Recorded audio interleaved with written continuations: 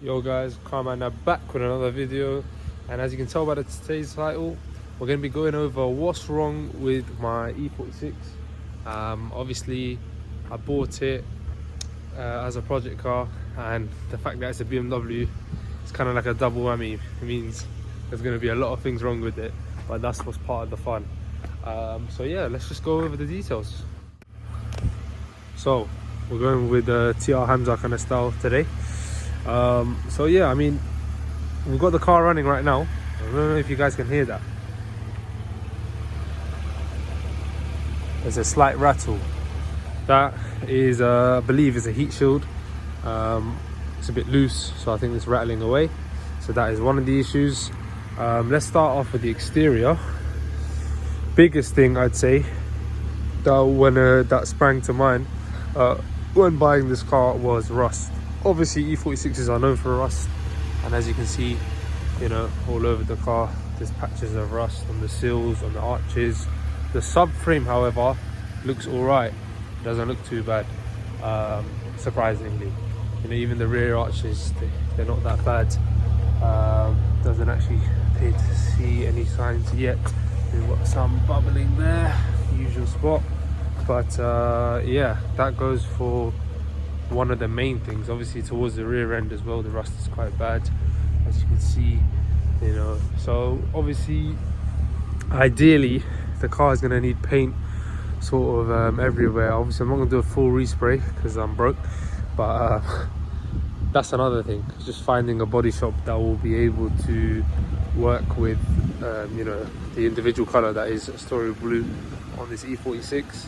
I am looking for maybe just swapping out the arches rather than repainting, but front bumper will definitely need to be repainted because it's got a lot of scuffs, and the rear end as well. And as for the sills, again, yeah, that's going to need repainting as well because it's just above the side skirt.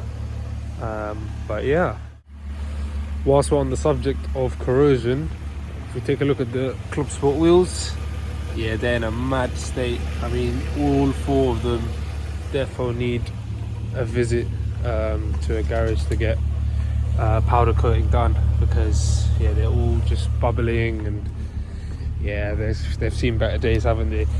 But I mean, for now, obviously that's not really my main priority, but yeah, I'm definitely gonna look into getting them done, and once I get them done, I'll probably get the floating center caps as well from BMW, because these ones look a bit yellowed out. But yeah, I mean, that's mainly for exterior. Oh, let me not forget the fog light, which is in the boot. Yeah, I need to put one back in. Oh yeah, and this silver tape, guys, yeah, it's because someone's tried to fit an eBay, by the looks of it, windshield seal, and obviously it doesn't really fit quite correctly. So what the previous owner has done, he's put this silver duct tape to just prevent any water or anything getting inside. Obviously the OEM part, if I'll show you, is actually in the boot. This came with the car, so I will look into getting that fitted. So that's again a minor issue. But yeah, let's move on to the inside. Okay, so moving on to the inside, as you guys could tell from our reveal video, these actually have the E46 M3 seats inside, and as a result, I believe the seatbelt tensioners are on, and this wouldn't be a BMW if, yeah, the engine light was on as well. So obviously I've scanned the car, and the issues that come up is cylinder 3 and cylinder 5 misfire. Now that could be anything down to plugs. I've also seen a code for the lambda sensor, so you know, it might be a case of O2 sensors, it might be a case of plugs. Obviously we're going to go at it one by one. Also, one thing that isn't on the dash, the low coolant light comes on. Now the reasons for that, I believe, because I've actually had a look at the levels, they all seem fine. There doesn't seem to be any leaks. Obviously, if you know E46s, then you know a lot of these have to go through a whole entire overhaul on the cooling system.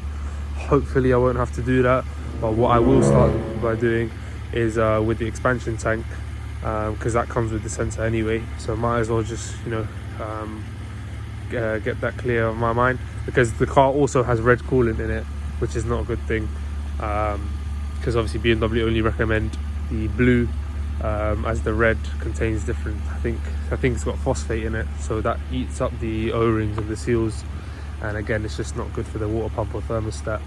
So yeah, ideally a coolant flush first, an expansion tank change, and then we're going to look into doing a full service oil change, oil filter, and swap out the plugs for some brand new NGK ones. In terms of interior controls, everything works as it should. We have got a few loose trims here. I assume that's because of the constant taking in and out of the stereo. As you can see, the stereo is not in place, nor is it, well, it is the original one, but the previous owner had a Android unit in, which I plan on doing as well, but at the minute it's not my priority.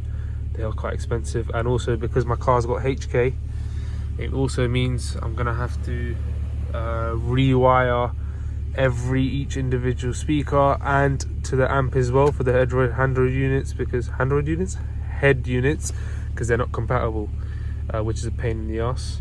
So yeah, at the minute that's not my priority. Also, funnily enough, because the guy had a Android head unit, he also had some custom speakers, so he actually took out the front HKs. So yeah, I'm gonna have to also get a set of speakers for the front doors, because if I played some radio now, hang on, was to lose, so I think they're going to be treading very carefully. Sound only comes from the back, but we've seen things blow up. Yeah, I mean, it's not ideal, is it? But yeah, I mean, as for interior, I think that pretty much sums it up. So as you can see, guys, whilst I did say there are actually quite a lot of issues, I'd say, but the actual issues themselves aren't that deep. You know, they're not that deep. They're not, I hope they're not going to break the bank, because I ain't got nothing in the bank. But yeah, I mean, it does give us quite a bit of content to do for the channel, which is great. But at the same time, inshallah, no other issues pop up, because obviously BMW, especially being 20 years old, you never know with these things, eh? But yeah, that was just a quick overview of what's wrong with my car and what are my plans for it. Yeah, please like, share, comment, subscribe, and also please, guys, let me know, especially for bodywork, where I can go to, because I don't want to go to these backstreet garages and have my car with the mismatched paint panels.